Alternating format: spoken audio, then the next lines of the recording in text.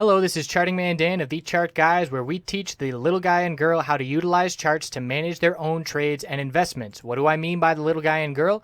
Well, we just had two directives signed halting the implementation of a rule that requires financial advisors to act in the best interests of their client. Let that sink in a little bit. The big wigs on Wall Street can play with your retirement and hard-earned money without your best interests at heart. We currently have hundreds of members taking charge of their financial future, and we would love for you to come check out a free week with no credit card required to see if our services would be beneficial on your path to financial independence as well. What we offer, we have a separate course of over 5 hours in length on when to enter and exit positions. And in terms of what we do daily, we have nightly videos, key levels updated each morning before the bell, 2.5 hours of live daily webcam coverage in the morning and in the afternoon, and over 7 hours of educational videos. All of these links can be found in the description of this video. Come check us out. Thanks for watching. Let's get on to the technical analysis. Hey everyone, checking back in on WEED, OGI, ACB, APH, EMC, SPRWF, CBIS, and OWCP. And I know there's a million other tickers out there, and I keep getting requests every video where people want me to cover their ticker, but I'm sorry I can't do everything. Looking at weed on the daily time frame, the breakout was very, very strong. We saw the close above the upper Bollinger Band to end last week at the high of the day. We saw the close at the high of the day on a huge move yesterday, and we saw profit taking today. So look at the pattern where the closes at the highs lead to continuation the next day. But today, the long upper wick of profit taking, we had a very clear pattern on the 5-minute time frame in terms of where to exit. And let's pull that up real quick. It's on the 5-minute time frame utilizing the higher low pattern, and it seems very basic. Higher lows is what you look for an uptrend, higher lows and higher highs. So we saw a bullish start, first consolidation, we formed support 1172. Continuation with a new high of the day, a new higher low 1191. Unable to break the high of the day, higher low 1196, and then we traded up, unable to break the high of the day, a double top. That's a very clear resistance level when you reject from it twice. So your exit is when we break either 1196 or if you want to give a little more wiggle room, 1191. So that occurred, and that marked the high of the day. So people that were in for short-term trading opportunities, the break of the higher low and higher high 5-minute pattern was the clear exit point, and then it was nothing but profit taking from there on out.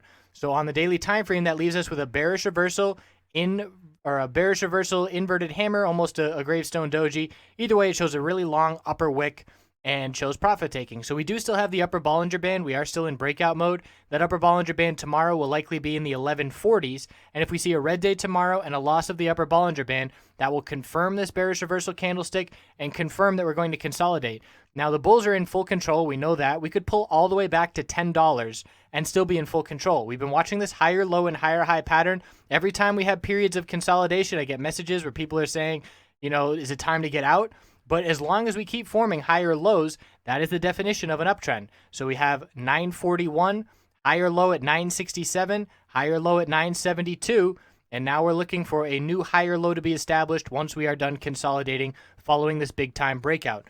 So really surprising the amount of upside that we did see. There was a lot of hype around the name change. I was surprised by that. And a lot of Americans, you could see Stocktwits, it was a top trading name or a top trending name.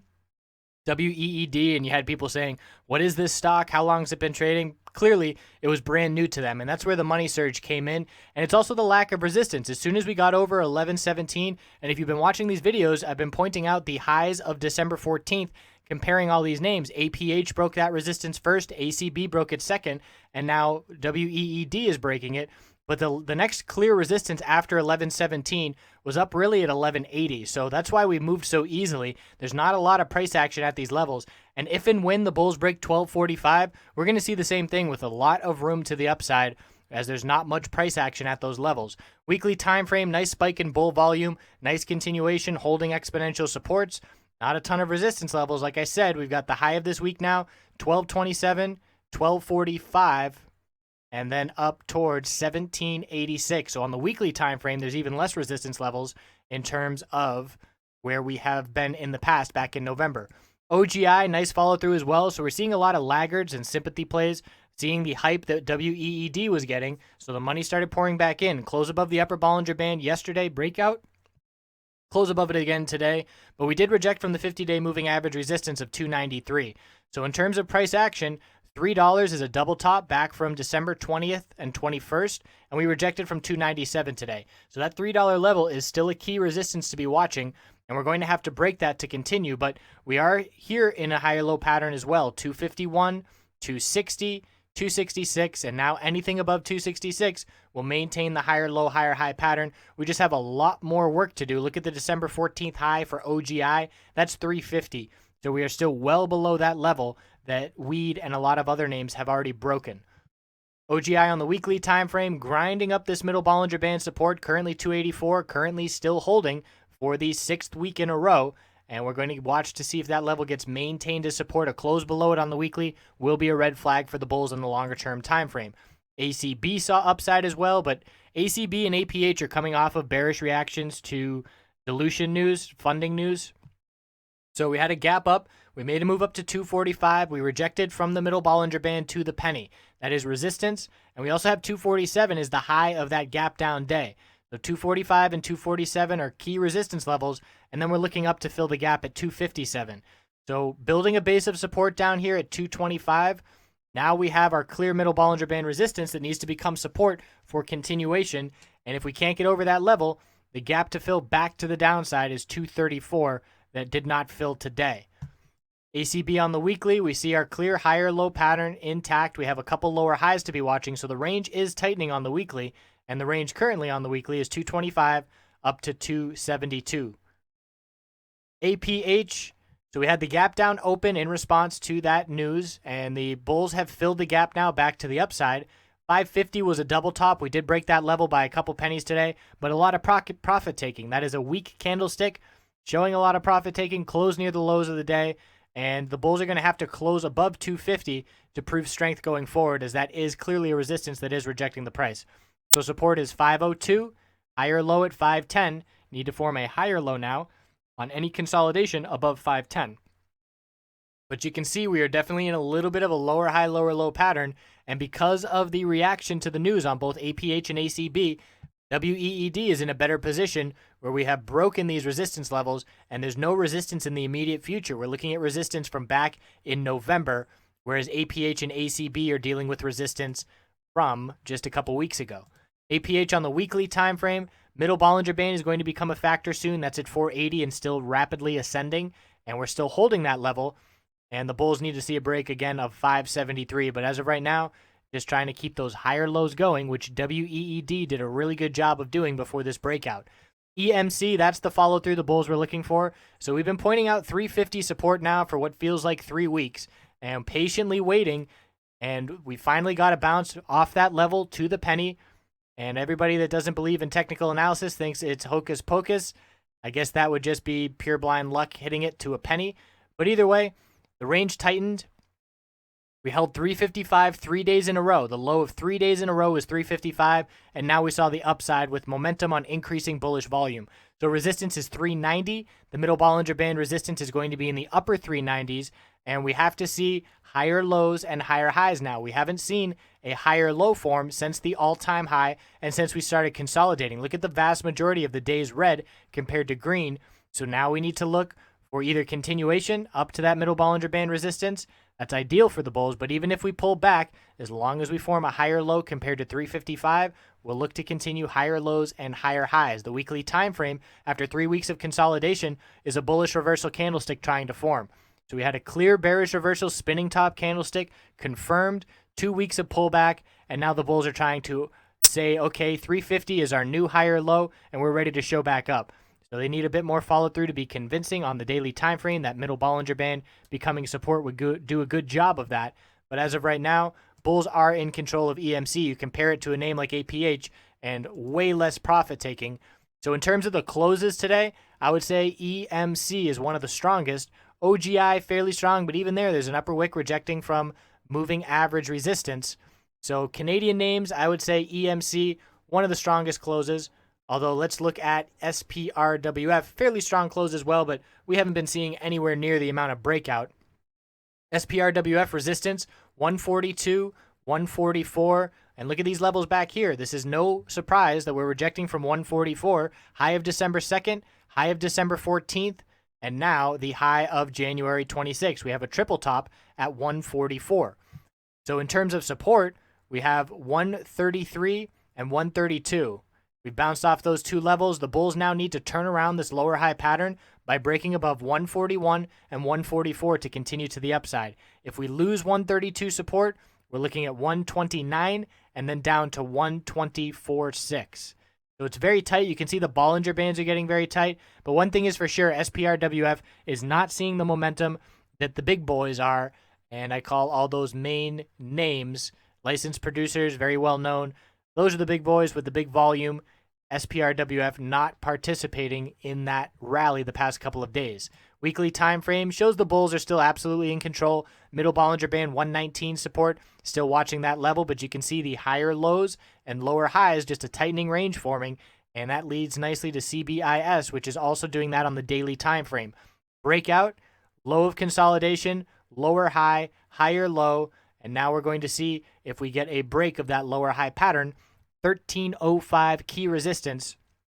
Nice bull volume the past few days. Slow and steady higher lows, riding exponential support to the upside, and it's either going to be a break of 1305 indicating the bulls are in full control, or a break of 10.3 indicating we're in for further pullback to test the middle Bollinger Band moving average support on the daily. So the bulls are looking good here on CBIS. After that breakout and a big pullback over 2 days, the bulls did buy that dip and they are maintaining strong. And you can see that on the weekly time frame. Inside candlestick 2 weeks ago, inside candlestick last week, the range just getting tighter and tighter. And we already have a bull break this week by breaking the high of last week of 12.15. So the bulls are in full control on CBIS, and we'll see how much continuation we get. It is the leader in the U.S. sector right now, but we are watching for continuation.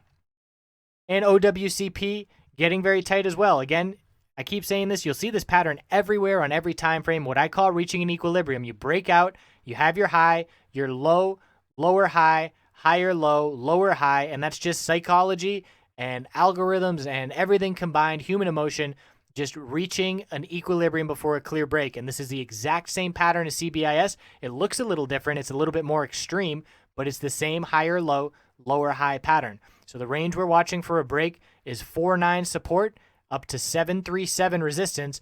Bulls ideally want to hold this middle Bollinger Band of 61 cents, but we closed at the low of the day. Momentum is favoring the bears, and we are likely to head back down. You can see our higher lows, 45 cents, 49 cents. Need to form another higher low. A break is coming on OWCP, I'd say sometime in the next 5-6 trading days. And as of right now, the bears do have that momentum. We'll see if they can keep that middle Bollinger Band tomorrow. Weekly time frame for OWCP, consolidation. Bulls bought the dip last week and looking for continuation once the bulls have proved that they are done consolidating. And that occurs when we see a break of the lower high pattern. So both CBIS and OWCP, same pattern forming on the daily time frame. And look at weed. We saw this same thing. It was a little bit different, but the clear bear break occurred when we had our, let's see here, we had our high, our low of consolidation, and this is a lot more extreme due to the volatility and volume, but our high and our low, lower high, higher low, lower high, and there was our bear break that led to sideways trading for about a month. So keeping an eye on these tightening ranges. Canadian MJ, nice bull break. Weekly charts in full control by the bulls. Nice momentum to the upside, but it does look like short-term consolidation is due after that nice, strong 2-3 day breakout. Watching EMC closely, we had those entries in the low 350s. And again, let's go back over that entry. So on that dump day, we had some oversold conditions on the shorter-term time frames as we dumped down, and we had members making entries with their price points, their orders, at about 352, 353. They wanted to ensure that their orders filled before we hit that support. So you always want to put your order just above support, because the last thing you want to do is put your order at support. It bounces off that level and then you don't get filled. So they got filled, we bounced off that support, and then on the way up, they were able to put either their stop losses at break even or wait for some upside, which again, it took patience, but we didn't give back any ground. We didn't really see much upside after that initial bounce that day that we touched 350, But the bulls continued to form higher lows or built a base of support at 355, and now the follow-through comes to the upside. So we'll check back in over the weekend and see how this continues to play out. But keep an eye on CBIS and OWCP. There's going to be nice trading opportunities there sometime within the next 2 weeks as these ranges continue to get tighter and tighter, and it's going to lead to a clear breakout or a breakdown. I appreciate you watching. Have a great night.